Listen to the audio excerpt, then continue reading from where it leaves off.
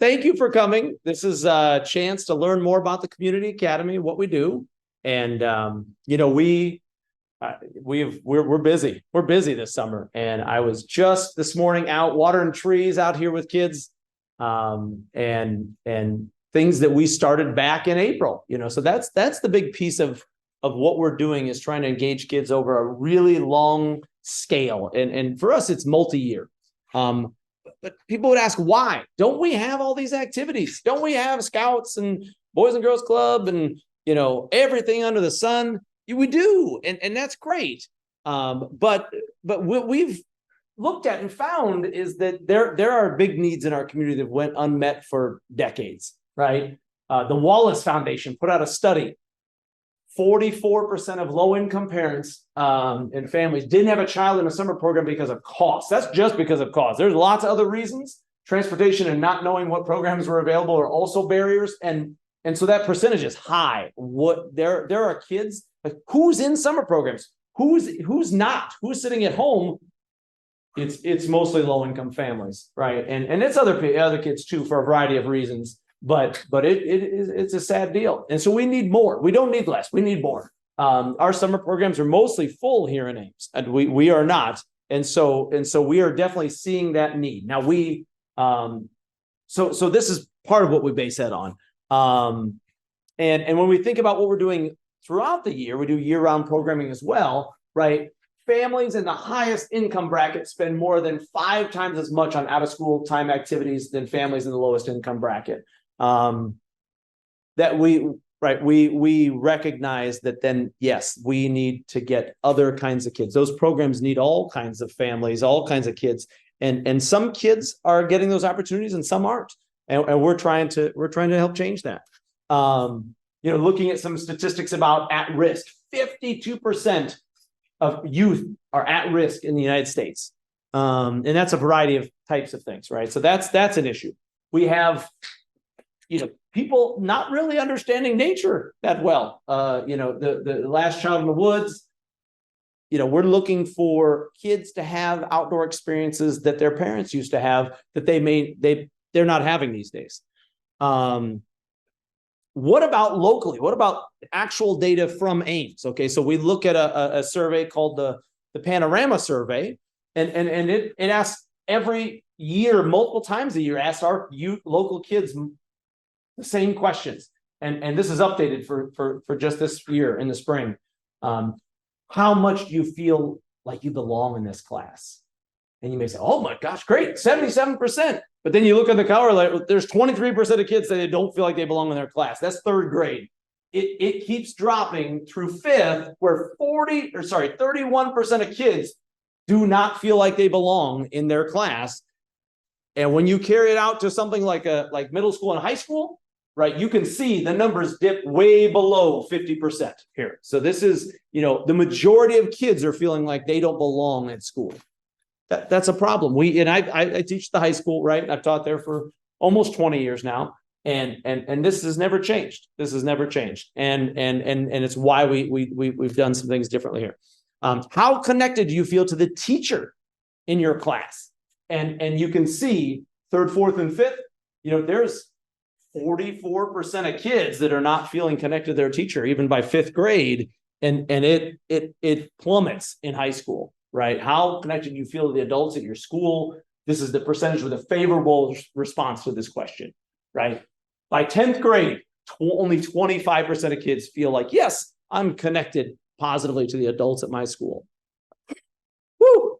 So there are needs. We go out and we have listening sessions, TCA does, and we listen to parents and people throughout our community and figure out, what are your needs? And we wrap this all together, and it is clear, right, that there are many kids who need a life-changing experience on a daily basis in our community. It's clear to us. And so we started the Community Academy in 2015. Started organizing, talking to parents. We became a 501c3, so official 501c3 nonprofit educational in 2018, in January of that year.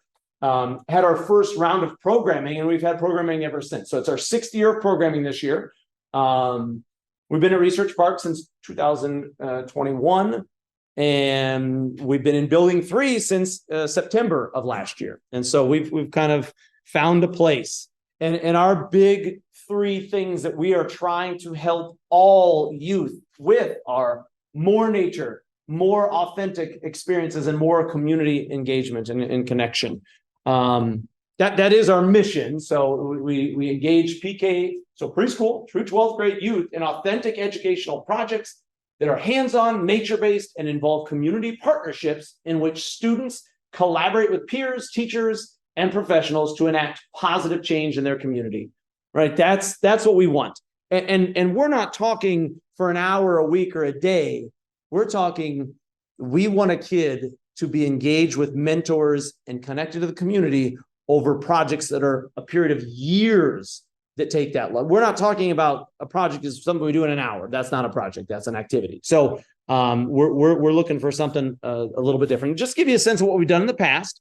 You know, how are we engaging? In 2019, we did our first sort of big project thing, and it was with the city of Ames. Here's Keith Abraham, right? Director of Parks and Rec, loves what we do.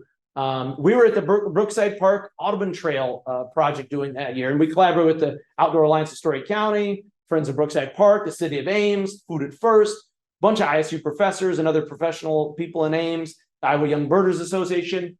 We were looking at getting a trail that Keith said, "Oof, this is eroding," you know, because the stream is eroding the trail into the stream. We need to do something with it. And he thought, let's put one down the middle. You guys will just do it. And we said, okay, sounds good. And our process is not to just do whatever somebody tells us to do. That's what schools are doing with kids now. Hey, do this, do that. Like, no, we're going to see kids as partners, right, in their education and partners in our community. But it doesn't mean we have all the answers. I see projects going the other way. You know, either teachers tell them all what to do and they just do it, or we just let kids come up with the need and what the project will be and what they do, and they do it. And it's like, I don't think either of those is really maximizing education and connection with kids. Somewhere in the middle, right? So we see kids as partners along with the staff. We go talk to Keith Abraham and say, what are your needs? What do you see as the needs? What do you see as a solution? Okay, then we talk to a trail building expert. We talk to the local neighborhood group, the Friends of Brookside Park, about what their stance on it was. And you get all these stakeholders involved. You know, we had Bruce and Marlene Erisman, these naturalists that are experts in wildlife and how this will impact wildlife.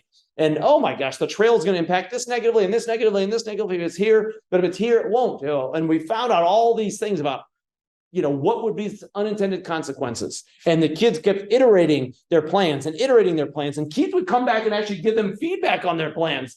And we eventually got to a solution weeks later that was going to have way fewer unintended consequences for all these groups. And they were really excited about it. And Keith said, oh my gosh, all these people said this would be great for all these reasons. Sounds good. Let's do that instead. Right? That's community. Those are community members we want. We don't want community members who just decide unilaterally, I know what to do, I'm doing it, I'm not talking to anybody, because that's what we have now, right? The Community Academy is about creating the types of community members that understand it from a stakeholder perspective and not just a me, but an us perspective. And that's the goal. And that was a great experience in 2019. 2020, whoo, we all know what happened in 2020. We were all geared up in February. We had a big meeting of people. We were going to expand that summer, and yeah, by March, we knew that wasn't happening.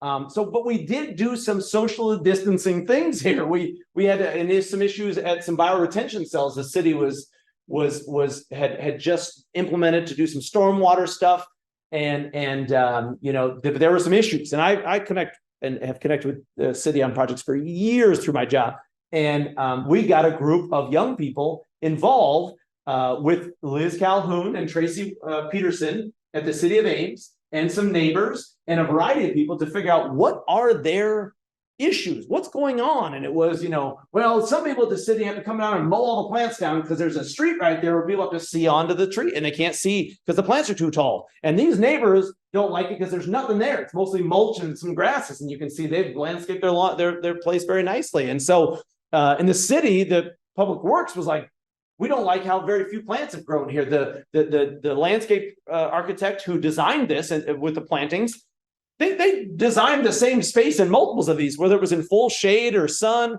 There weren't native plants involved in it, and so there was a lot of issues with this. And the kids took it on. They asked lots of feedback.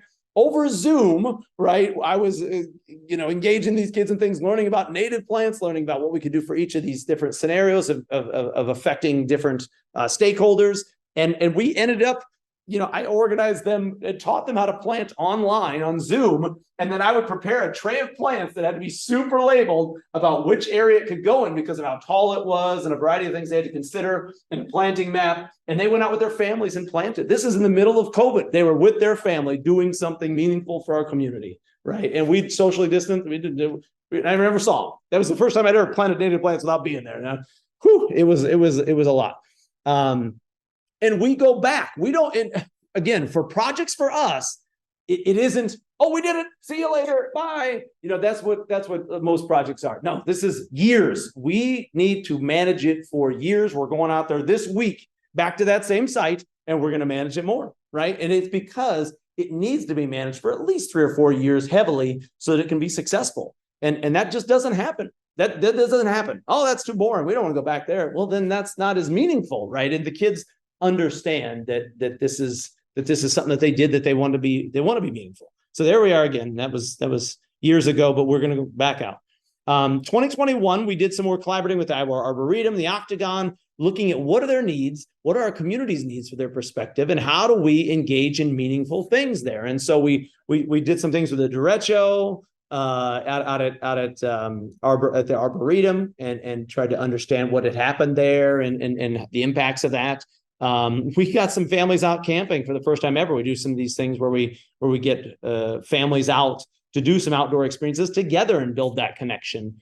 And then at the Octagon, we built them. They had an outdoor space because of COVID the year before, and so we built them planters. The kids did, and learned about nature in an urban setting and what's going on there, and about chimney swifts. And a project was started then with the chimney swifts that is continuing to this day with Wild Birds Unlimited and a variety of other people.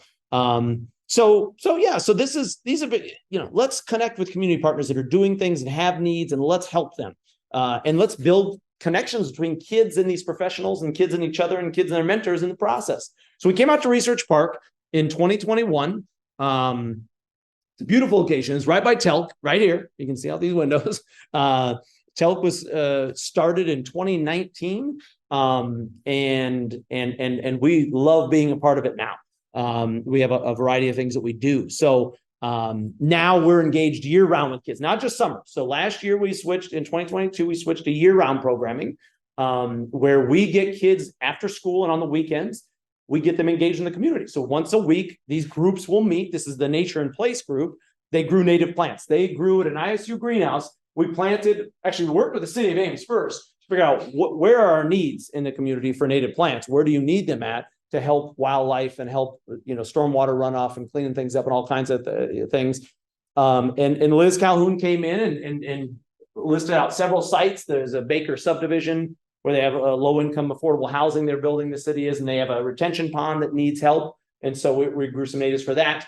And a variety of other places. So we have kids that have grown these for months and months and months, learned how to grow prairie plants and water them.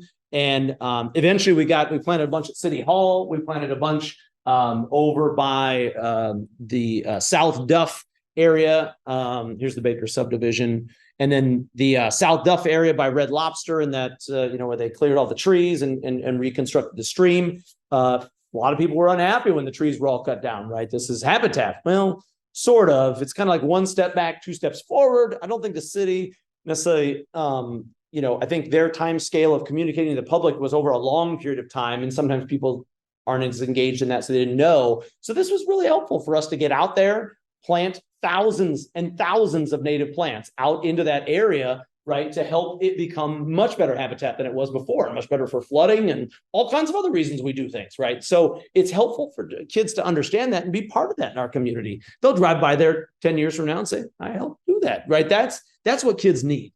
They need more meaning in their lives. We've been working out here at Telk, though, for almost a year now with from the standpoint of monitoring species. So we would, we're out in the middle of winter after school. Here we go. It's getting dark, right? It's already dark out. What it doesn't matter. Let's go out and get our memory cards. Let's go out and collect seed. This is our, so it's amazing what you can see. It's kind of fun like what's out there that you don't see? Like we didn't see any coyotes while we're there, but sure enough, like we would go out and we'd eat popcorn and check out what we found out there. And it's kind of fun. And Story County, right? This is one park out of many that they have. And one of the people who helps manage this, he says, I have 30 some other parks that I have to split my time with. How I don't have a lot of time to spend out here. So all of a sudden we asked, what are your needs? We need to know how this is going. It's been 4 years. How are things trending? We don't have data on species. We don't have data on insects and the water quality. And, they're getting water quality data now, but, a variety of things they'd like to see over time.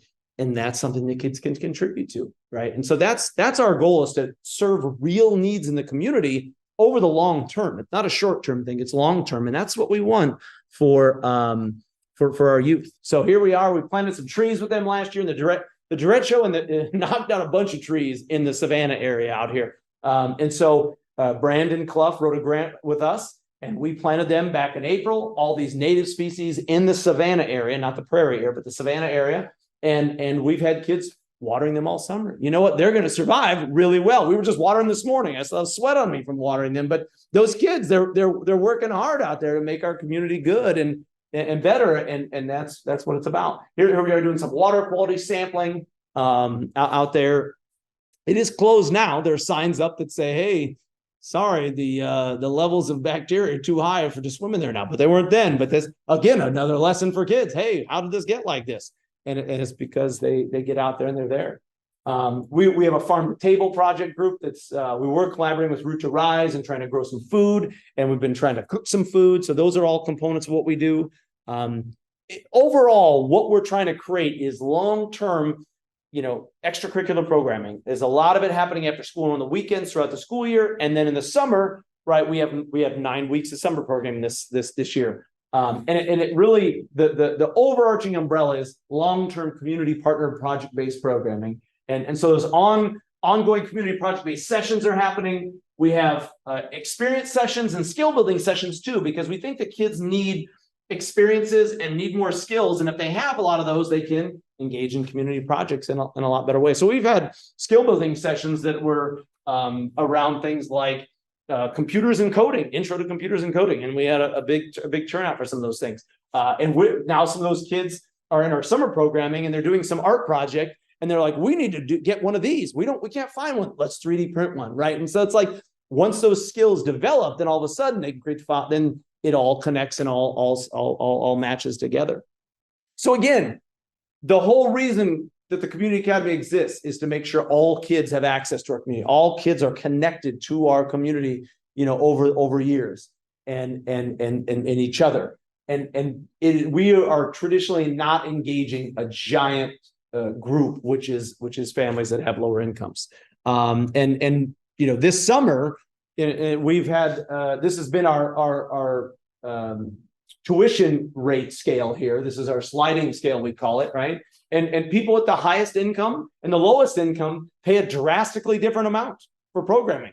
And that's just not it. Whenever you have one price for anything, I mean, you've just excluded many people from not having that thing. And those are lower income people. That's what you've done. And I get it with a lot of things, but when it comes to educational programming, right, it feels a little weird that we're going to continue to exclude, certain folks from this and from things in our community. So we've said, hey, we're gonna not charge the same depending on your income. And so these are our tiers of income. And we have now closed off both of these. We are sort of maxed out on who we can accept. Actually, I think from the bottom 3 tiers, because there's such a demand. We have between 50% and 2/3 low income folks that are coming to our programming, and that's that. We took a big chance this summer in doing that and trying to support that, and it's worked out. I mean, the kids are having an amazing time learning things and having experiences that they otherwise wouldn't have.